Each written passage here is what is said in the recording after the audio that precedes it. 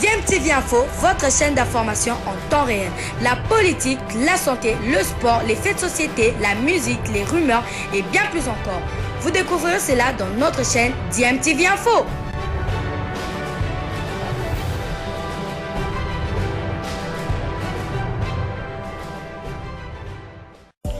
Vous êtes sur DMTV, bonjour ou bonsoir, tout dépend de l'heure à laquelle vous nous suivez. Tout plaisir est pour nous de vous retrouver, mais surtout de savoir que vous êtes nombreux en train de suivre votre chaîne YouTube DMTV. DMTV qui vous propose l'actualité, vous propose également des analyses et des réflexions sur des sujets d'actualité, sur des faits sociaux, tout simplement sur des réalités que nous observons ici chez nous en République démocratique du Congo.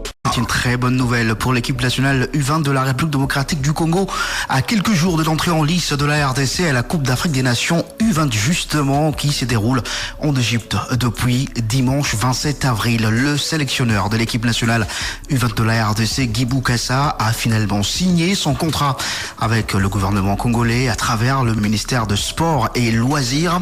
Le ministre Didier Boudimbo était donc présent en Tunisie où il a visité les U20 de la RDC qui sont en stage en Tunisie justement pour préparer cette Coupe d'Afrique des Nations, mais il reste encore que la procédure puisse suivre son cours avec le ministère de Finances et le ministère de Budget, mais c'est déjà bien parti pour Guy Bokassa. Je vous propose d'écouter le conseiller du ministre de Sport et Loisirs en termes de sport d'élite, maître Alain Makengo, que nous avons joint et qui nous a parlé justement de cette signature de contrat de Guy Bokassa. Bokassa, il a signé son contrat en présence de son excellence monsieur le ministre qui était parti rendre visite au parc U20 en Tunisie. Il a profité de saisir cette opportunité pour que Guy Bokassa puisse signer son contrat. Est-ce qu'il est sûr de percevoir son salaire déjà à ces stades? Je crois que avant que le ministre puisse signer concomitamment avec le coach, que c'est l'engagement solennel du gouvernement à travers le ministère du Sport, et nous savons que ça va suivre son circuit normal parce qu'il faut que le ministre du Budget ainsi que celui des Finances donnent leur quitus. Mais dès lors que le ministre de Sport, qui est le patron du sport, a donné son quitus, donc les autres collègues du gouvernement vont se passer. C'est la politique du gouvernement et c'est aussi les soucis du gouvernement à travers le ministre du Sport de pouvoir mettre à la disposition de tous les staffs de l'équipe nationale le contrat. Donc ça a été l'objet d'une commission, comme je l'avais dit, d'une commission qui est en train d'étudier les modalités pratiques de chaque staff pour que le ministre puisse signer le contrat. Et on a commencé avec le ISA, il est fait, et puis on verra la suite pour les autres compte tenu de la spécificité de chaque catégorie pour que le gouvernement puisse s'engager afin que ces techniciens puissent bénéficier des avantages dus à leur service. C'est vrai que ce n'était pas avec Didier Boudimbo que Otis Ngoma avait signé son contrat, c'était avec notre ministre de Sport. Mais on a vu que jusqu'aujourd'hui, il n'a jamais perçu de salaire puisque justement les deux autres ministres, le ministre du Budget et le ministre de Finances, n'avaient jamais apposé leur signature. Est-ce que on ne va pas revivre la même chose avec le coach Guy Bokassa? Est-ce qu'il y aura aussi évolution pour le cas de Otis Ngoma? Non, je crois que vous avez vu un petit temps qui était passé par rapport à la signature de ce contrat. Le ministre a voulu voir d'abord dans quelle mesure tous ces contrats doivent être signés, les spécificités de chaque catégorie. Chacun a son programme, chacun a ses mouvements par rapport aux compétitions. Donc le gouvernement, à travers le ministère de Sport, tient compte de toutes ces spécificités pour permettre aux finances, donc au budget, de pouvoir prendre toutes les décisions possibles pour que ces coachs soient payés compte tenu de leur temps, compte tenu de leur travail, compte tenu de leur programme. C'est pas seulement le coach principal. On attend maintenant la liste au niveau de la fédération, le coach principal sera accompagné de qui? D'autres membres du staff qui doivent aussi signer, mais en tenant compte des spécificités de chaque catégorie et de membres qui doivent bénéficier de ces avantages. Voilà, c'était le conseiller du ministre de Sport en termes de sport d'élite, maître Alain Makengo. En ce qui concerne les léopards U20 de la RDC, ils vont quitter la Tunisie ce mardi pour se rendre en Égypte où ils vont entrer en lice le 2 mai prochain contre le Ghana avant de jouer la République centrafricaine le 5 mai, avant de terminer la phase de groupe contre le Sénégal. Ça sera le 8 mai prochain. La République démocratique du Congo va donc jouer son premier match contre le Ghana dans la ville de Suez en Égypte, où je rappelle que la compétition a démarré dimanche 27 avril.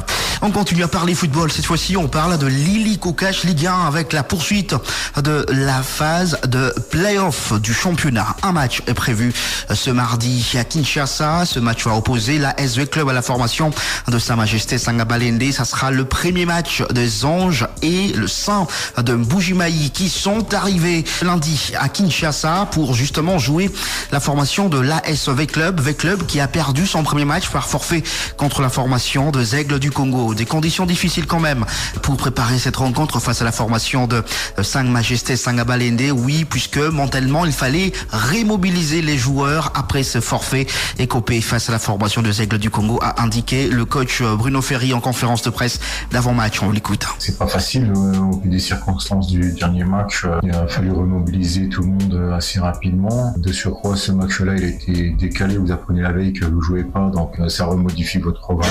On est dans l'adaptation en permanence et au quotidien. On fait le travail qu'on fait habituellement avant les matchs.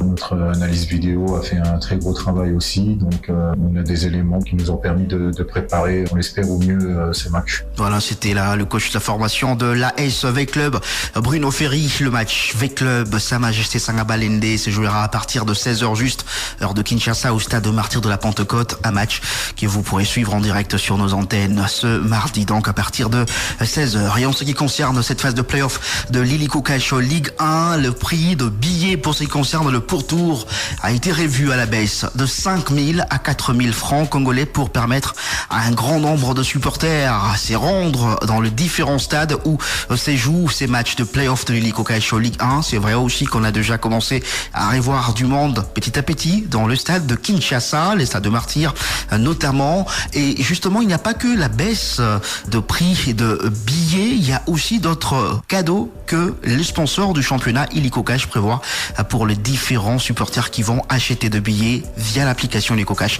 Justement, je vous propose d'écouter Shadrack Antenta, qui est membre de la plateforme digitale de ce championnat de l'Illico Cash Ligue 1.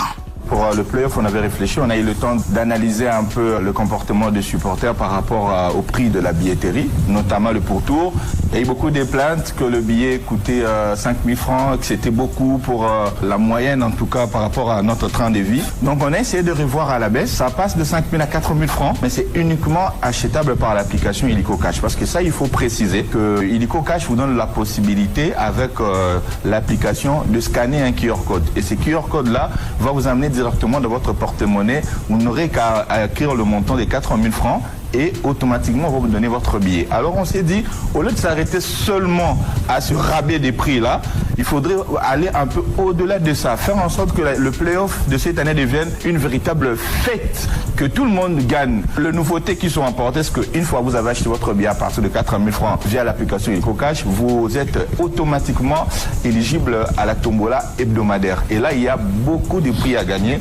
Il y a des effigies Illico Cash, il y a des postes téléviseurs, il y a des ventilateurs, il y a de motos à gagner chaque semaine, 56 000 francs congolais, donc $20, qui va être versé directement dans votre porte-monnaie Illico Cash. Donc imaginez que vous achetez un billet à 4 000 francs et qu'après vous êtes tiré au sort et vous gagnez 56 000 francs, c'est à la limite plus de 10 fois la somme que vous avez investie pour acheter seulement un billet.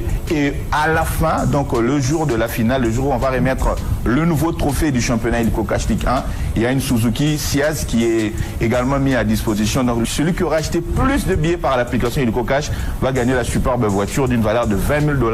Voilà, c'était la Shadrack Antenta, qui est responsable communication digitale de l'Illico Cash Ligue 1. Et pour ce qui concerne le championnat, vous le savez, c'est la formation du FC Saint-Éloi-le-Propos qui est en tête pour l'instant au classement avec 6 points plus 5 de goal average. Après, il y a le Aigles du Congo avec 6 points également, plus 4 de goal average, suivi de la formation de l'AS Maniema-Union, 6 points. La formation du tout-puissant Mazembe, 4e avec 6 points, plus 2 de goal average. Pour ce qui concerne ce championnat de l'Illico Cash Ligue 1, ces équipes ont déjà joué chacune 2 rencontres.